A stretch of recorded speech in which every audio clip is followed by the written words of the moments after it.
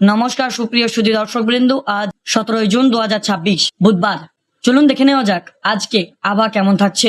উত্তরবঙ্গে ভারী থেকে অতি ভারী বৃষ্টির সতর্কতা জারি করেছে আলিপুর আবহাওয়া দপ্তর। অন্যদিকে কলকাতা সহ দক্ষিণবঙ্গে বাড়বে আর্দ্রজনিত অস্থিতি ও ব্যবসা গরম। বিক্ষিপ্ত বৃষ্টির সম্ভাবনা থাকলেও আপাতত স্বস্তির বৃষ্টির আশা খুবই কম।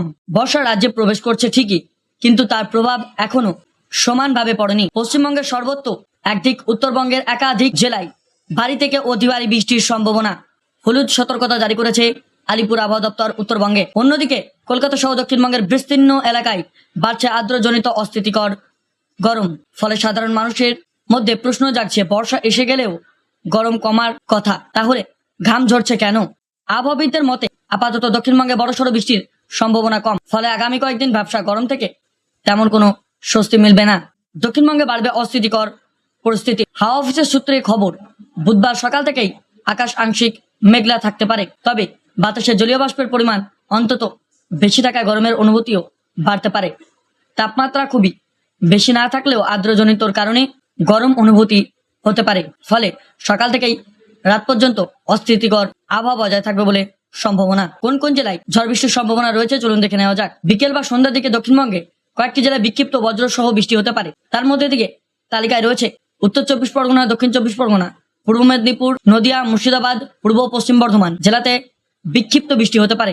কলকাতায় বৃষ্টি নিয়ে কি বলছে আইএমডি, চলুন বিস্তারিত জেনে। কলকাতা সংলগ্ন এলাকাগুলিতে আপাতত বড় ধরনের বৃষ্টির পূর্বাভাস নেই, বরং আগামী 3 দিন ভ্যাবসা গরম অস্থিতি বজায় থাকতে পারে। শহরের তাপমাত্রার তুলনায় আর্দ্রজনিত ভাবে বেশি অনুভূত হচ্ছে গরম। উত্তরবঙ্গে দুর্যোগের ইঙ্গিত। দক্ষিণবঙ্গের ছবিটা যেখানে একরকম, সেখানে উত্তরবঙ্গের আবহাওয়া সম্পূর্ণ ভিন্ন।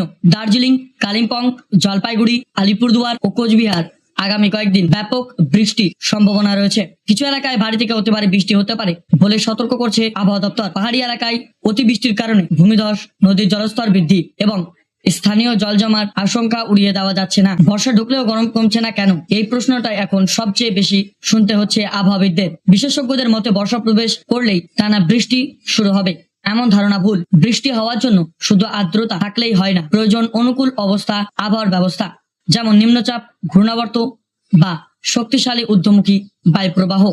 বর্তমানে দক্ষিণবঙ্গের পর্যাপ্ত আর্দ্রতা থাকলে বৃষ্টি তৈরির মতো শক্তিশালী আবহাওয়া বা ব্যবস্থা সক্রিয় নয়। তাই মেঘ থাকলেই বৃষ্টি হচ্ছে না, বরং বাড়ছে অস্থিতি। কবে মিলবে স্বস্তির বৃষ্টি, কি বলছে আলিপুর আবহাওয়া দপ্তর? আলিপুর আবহাওয়া দপ্তরের পূর্বাভাস অনুযায়ী দক্ষিণবঙ্গের উল্লেখযোগ্য বৃষ্টির শুরু না হওয়া পর্যন্ত ব্যবসা গরম থেকে তেমন স্বস্তি পাওয়ার সম্ভাবনা নেই। তবে বঙ্গোপসাগরে নতুন করে কোনো নিম্নচাপ বা ঘূর্ণাবর্ত তৈরি হলে পরিস্থিতি দ্রুত বদলাতে পারে। সেক্ষেত্রে কলকাতা সহ দক্ষিণবঙ্গের বিস্তীর্ণ এলাকায় বৃষ্টির পরিমাণ বাড়বে এবং তাপমাত্রা অনেকটাই কমতে পারে। ততদিন পর্যন্ত ছাতা সঙ্গে রাখার পাশাপাশি গরম ও আর্দ্রতার জন্য প্রস্তুত থাকার পরামর্শ দিচ্ছেন আলিপুর আবহাওয়াবিদরা। ধন্যবাদ। এই ছিল আজকের আবহাওয়া আপডেট। প্রতিদিনের আবহাওয়ার খবর পেতে আমাদের এই চ্যানেলটিকে সাবস্ক্রাইব করে রাখুন। ধন্যবাদ।